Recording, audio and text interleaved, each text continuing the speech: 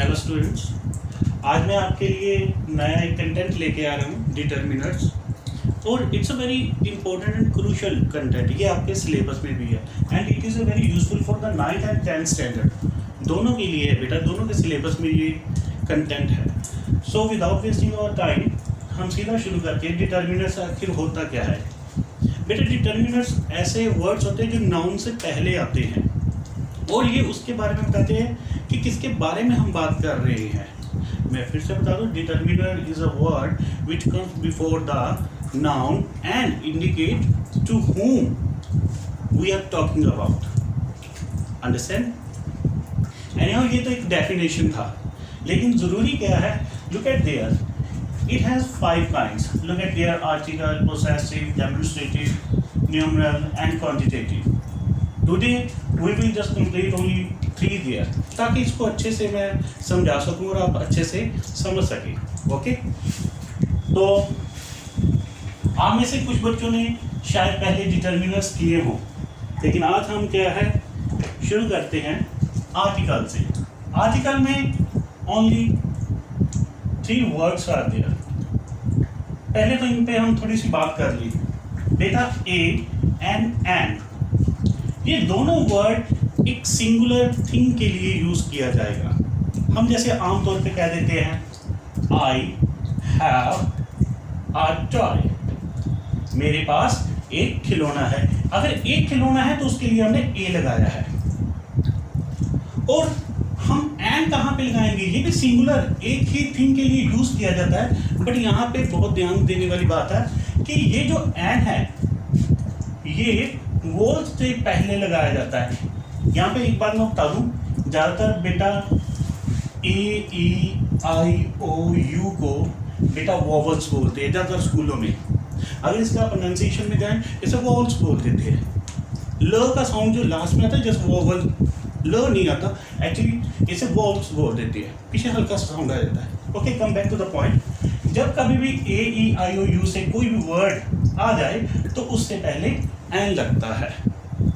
Okay, अब यहाँ पे एक दो चीज़ें जैसे कह दे कि शी ईट्स एंड एक्ट, ई से पहले एक्ट जब हम बोलते हैं तो ये वॉल्स का साउंड आ रहा है ई, तो इससे पहले हमने क्या लगा दिया एन। इसका मतलब है एक अंडा, वह एक अंडा खाती है। I hope you understand. लेकिन अब इसको मैं थोड़ा सा और खुल के बता दूं ताकि आपको समझ में आ जाए अच्छे से। जब कभी भी वॉल्स की बात आ जाए तो उससे पहले एन लगाना है, ये तो हमने बता दिया। लेकिन अब जरा ध्यान से सुनना, कभी कभी क्या है साउंड आता है, आवाज आता है, तो उस आवाज को भी हमने पहचानना है। किस तरह का आवाज? पहले ये देखिए, she is studying in a university. अब ज्यादातर यू आया है यहाँ पे, बच्चे सोचते होंगे कि सर यहाँ पे एंड क्यों नहीं लगाया? तो बेटा याद रखिए, हम जब बोलते हैं यूनिवर्सिटी, यू य का आवाज आता है, तो यहाँ पे य का आवाज आ रहा है, तो इसलिए हम इसको वॉल्स में काउंट नहीं करेंगे। Understand that?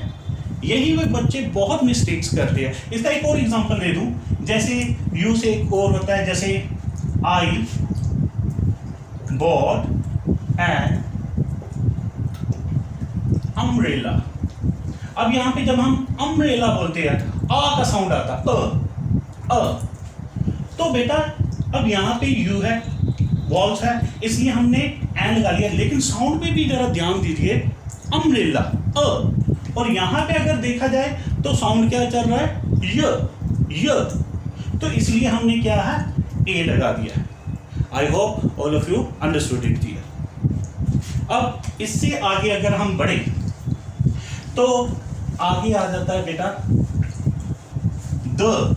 ज्यादातर तो बच्चे इसी चीज में कंफ्यूज रहते हैं कि या फिर वो ध्यान नहीं देते कि इसको द बोलना है या दी बोलना है, दी या द बोलना है। तो मैं आज आपको क्लियर कर दूं, बहुत से बच्चों को नहीं पता होगा तो मैं बता दूं बेटा द कब लगना है, कब हमने इसको प्रोनाउंस कब करना है द, जब कभी भी हम कोई वर्ड कॉन्सोनेंट वर्ड से किसी वर्ड को शुरू करते हैं, अंडरस्टैंड इट, जब किसी वर्ड को इस तरीके से अल्फाबेटिकल कॉन्सोनेंट वर्ड से शुरू करते हैं, जैसे द किंग, अंडरस्टैंड इट, जैसे हम कह दें द रेड। अब ये आर, ये के कॉन्सोनेंट वर्ड है बेटा, वॉल्स ये वाले हैं, याद रखना। तो जब इनसे कोई वर्ड शुरू होता है तो वहां पे हम दी प्रोनाउंस करेंगे। चलो ये तो एक एक्स्ट्रा एक तरह का नॉलेज था। तो इसका अब हम यूज़ बताते हैं कि इसका यूज़ कहाँ पे होता है। वैसे तो ये द का यूज़ काफ़ी जगह पे होता है, लेकिन आपको मैं बता दूं जल्दी से, ताकि जब कभी भी किसी होली रिवर्स की बात आए, होली बुक्स की बात आ जाए, माउंटेन्स की बात आ जाए, जैसे सीज जिसे हम ओशन में भी ले सकते हैं, इस तरीके की बात आ जाए, तो या फिर जैसे सुपरलेटिव डिग्री की बात आ जाए, वहाँ पे हम क्या है द का इस्तेमाल करते हैं। इसके अगर मैं 2-4 एग्जांपल बताऊं तो जैसे हम जानते हैं गंगा, गंगा जैसे हमारा होली रिवर है, तो हम द गंगा का वो इस्तेमाल करेंगे।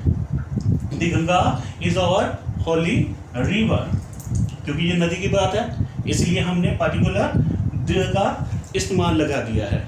और एक बात और बता दूं, ये जो द वर्ड है, पूरे वर्ड में कोई एक ही वो चीज हो, एक ही चीज हो, तो उससे पहले हम द ही लगाएंगे। जैसे द मून, द अर्थ, तो वहां पे भी द का उपयोग होगा, अंडरस्टैंड है। आगे मैंने बेटा बता दिया होली बुक्स, जैसे दी रामायणा, माउंटेन्स के बारे में दी हिमालय, जब ऐसी चीज़ें आ जाए, जैसे सीज, जैसे ओशन की बात आ जाए, पैसिफिक ओशन, उससे पहले द का इस्तेमाल हो गई होगा।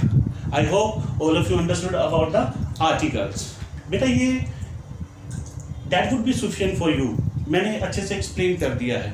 Now we just move a little bit ahead, आगे बढ़े। तो next one you may see over here, next one जो है बेटा वो है पोसेसिव। पोसेसिव तो इससे भी ज़्यादा इजी है। इसके जो वर्ड्स हैं, पहले तो इसके मैं फिर से लिख दूं ताकि आप इसका बाद में स्क्रीनशॉट ले सकें। पोसेसिव में जैसे माई, हीज, हर, आवर, योर्स। बेटा अब जैसे मैं जितना मर्जी एक बात कहूँ, मैं जितना मर्जी ये बोलूँ, ये मार्कर है, ये मार्कर है, इसमें मैंने अपना पोसेसिव, अपना अधिकार बताने के लिए जब तक मैं एक वर्ड नहीं बोलूँगा ना हिंदी में कि ये मार्कर मेरा है, मेरा वर्ड, जब तक ये वर्ड मैं नहीं बोलूँगा आपको ये समझ में नहीं आएगा कि रवि सर इस पे अपना अधिकार बताना चाहते हैं, इसके साथ अपना रिलेशन बताना चाहते हैं। तो वहाँ पे क्या है, इस तरीके के वर्ड्स को हम पोसेसिव वर्ड्स कहते हैं। जैसे it is my pen, she is your sister. हमने ये रिलेशन बताने के लिए ये पोसेसिव वर्ड्स हम यूज़ करते हैं। जैसे इट इज़ हिज बुक, ये उसकी बुक है। तो आई hope all of you understand that. इसके अलावा ETC मैं लिख रहा हूँ कि 1-2 रह जाते तो यू मे अंडरस्टैंड दैट। तो पोसेसिव वर्ड्स बेटा ये हैं, मैं चाहूँगा इसको आप साथ साथ में नोट करते रहें। अब ये थर्ड वन जो है डेमोन्स्ट्रेटिव, बेटा इसके लिए तो मैं सिर्फ 4 वर्ड लिखूंगा, इसको बड़े अच्छे से समझ लेना, क्योंकि बेसिकली यही है इसमें, बिल्कुल दिस दैट दिस दोस।